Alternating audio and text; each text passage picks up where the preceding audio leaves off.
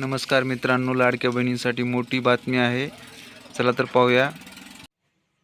महिला व बाल विकास मंत्री आदिती तटकरे यांनी घोषणा केली होती की मार्च व फेब्रुवारीचा हप्ता एकत्रित खात्यामध्ये जमा होणार आहे. परंतु सर्व लाडक्या बहिणींना फक्त 1500 रुपयेच मिळाले आहेत मित्रांनो.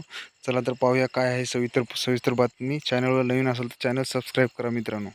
तर पहा, 7 मार्चला म्हणजेच महिला दिनाच्या पूर्वसंध्येला हे दोन्ही हप्ते येणार होते मित्रांनो.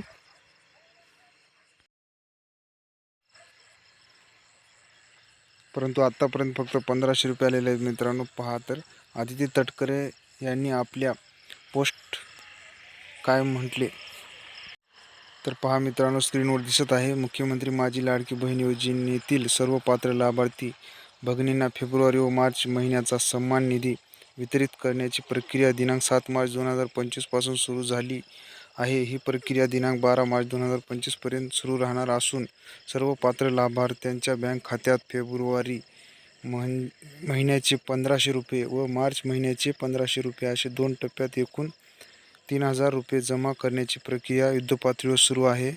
सर्व पात्र लाभार्थ्यांना दोन्ही महिन्याचा लाभ मिळणार असून याबाबत महाराष्ट्रातील सर्व लाडक्या बहिणींनी निश्चिंत राहावे.